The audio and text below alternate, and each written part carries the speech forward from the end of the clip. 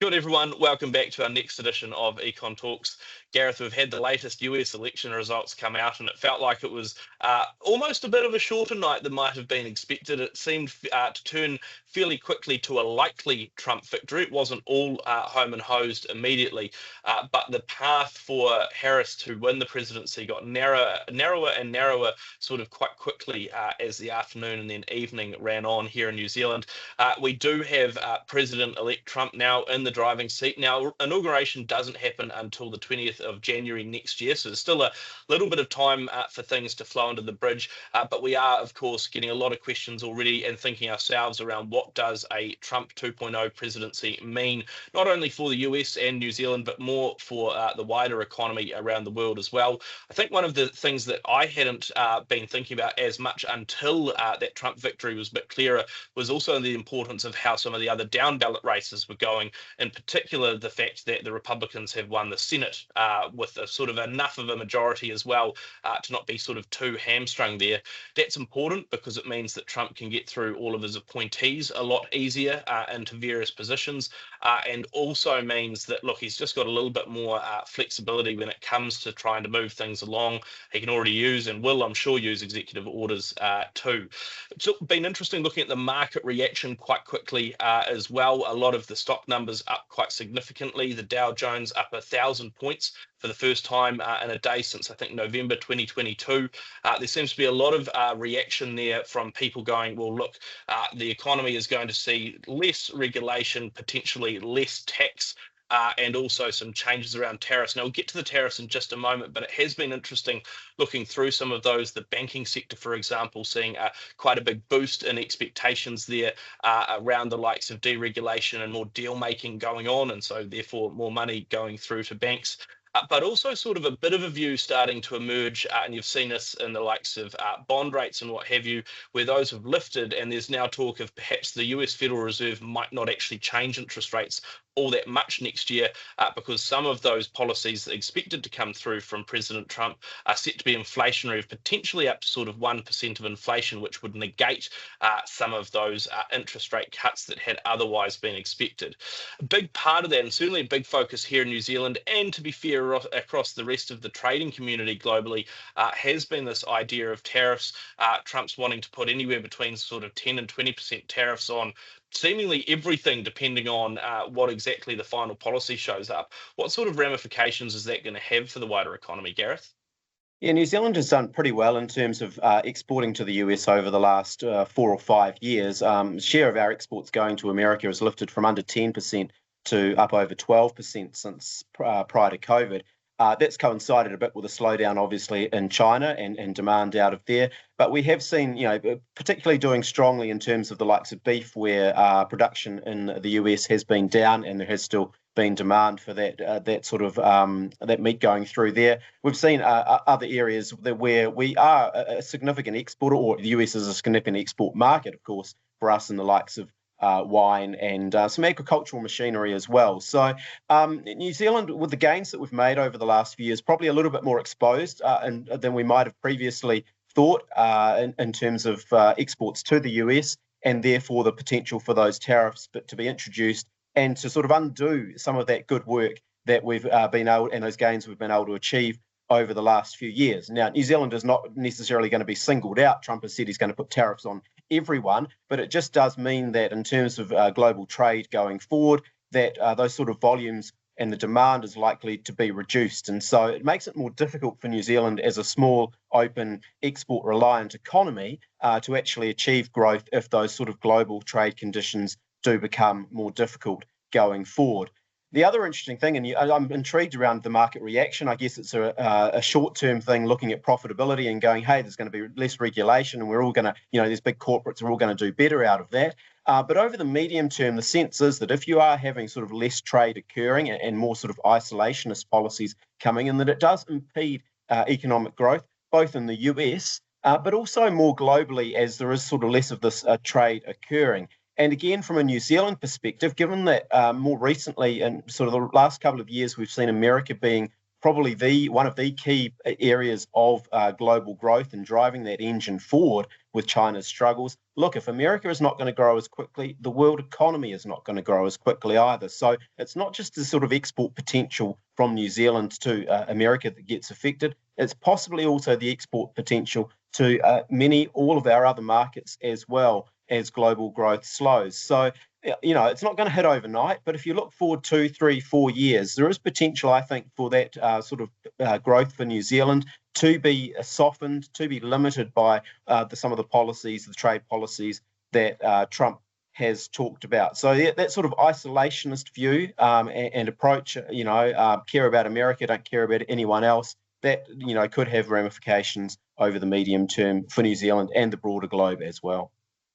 Totally. And you look at the sort of how those tariffs are going to play out. Like you say, I mean, the general consensus around tariffs, almost textbook economics, is that the incidence of those most of the time is going to fall on US consumers. So they're going to either pay more or realistically over time buy less and have to sort of, there'll be some substitution and other bits and bobs.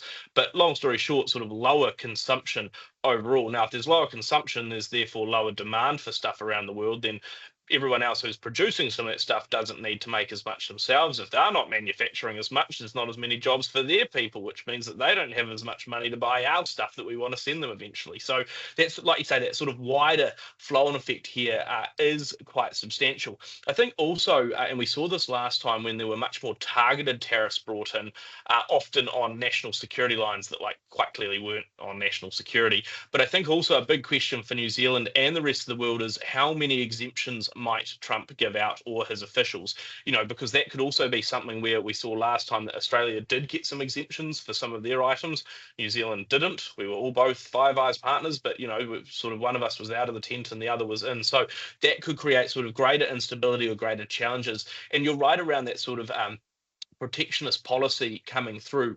Already we were seeing that sort of trade conflicts between the likes of the US and China, and those have been going both before Trump as president in his first term and after Trump as president in his first term under Biden more recently. Those have continued, and we have seen a shift in production out of China into particularly Southeast Asia as people try to sort of hedge their geopolitical risk and better a little bit more across the board. Now that sort of does provide, I guess, some different opportunities to sort of counterbalance. But if we're already seeing the Chinese economy in a weaker state and it then becomes weaker because of less overall trade in the global economy, then you're right, that does sort of have greater risks. Of course, that's coming as well after New Zealand's just been had a bit of a flurry of free trade agreements or similar that have come through. We signed our an FTA sort of equivalent with the United Arab Emirates. We've recently signed one with the Gulf Cooperation Council. So I was almost feeling for a bit that maybe global trade was in an all right position, but these sort of wider geopolitical concerns very much starting to come through. And for New Zealand, that risk around the rules-based order, and I know that sort of, sounds a bit airy-fairy and what we often talk about when it comes to international relations and scholarly journal articles. But without that, New Zealand as a pretty small trading nation at the bottom of the South Pacific, it does just make all of our lives that a little bit harder, where there's not like a normal approach to trade. It's sort of whoever wakes up on whatever side of the bed and decides if your stuff's getting in or not in the morning. So some real concerns, some real challenges there. And I think you're right, that reaction that you've seen in the stock market's quite a short-term view. I mean, do you think we'll see anything too quickly in terms of either what New Zealand will do or, importantly, what the incoming administration will do? I mean, I'm sort of wondering if, again, it's almost going to be what does Trump want to focus on first? And he's got a lot of other things, often around social change and sometimes retribution for people who have slanted him. Maybe he wants to do those before he implements tariffs? Yeah, I'd suggest that probably the sort of trade side of things is a little bit lower down the list compared to, mass deportation and stuff around immigration as an example of what seems to be higher priority for Trump at the moment. So, yeah, I don't necessarily think it's going to be something that's brought in, on the 21st of January.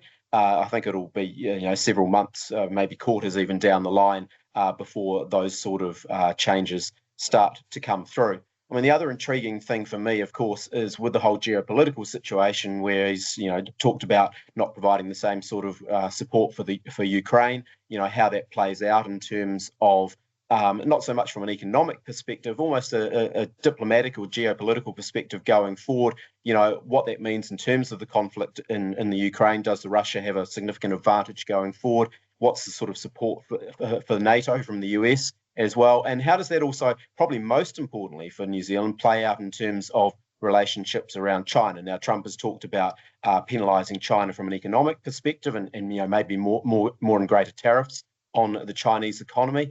But look, if China is involved in going forward, New Zealand over the last 30 years has, I guess, navigated quite a fine middle line, maintaining diplomatic relationships and almost military alliances to some extent with our traditional partners in the UK and the US and Australia, but increasingly reliant on exporting to China. And if, sort of on the diplomatic side, if the relationships with China start to break down, New Zealand could be in a more difficult position, again, from an export point of view. That's without wanting to extrapolate in terms of the potential for actually much greater conflict globally than we already have been seeing as well, and how that would potentially undermine economic growth and trade too. So I think there's real sort of medium-term risks around New Zealand's position going forward. I mean, Trump is kind of quite volatile, unpredictable. His own people are saying unpredictability is a great part of him because nobody knows what he's going to be able to do, especially his enemies. So, it's seen as a good thing. But I think it does just raise risks around the potential growth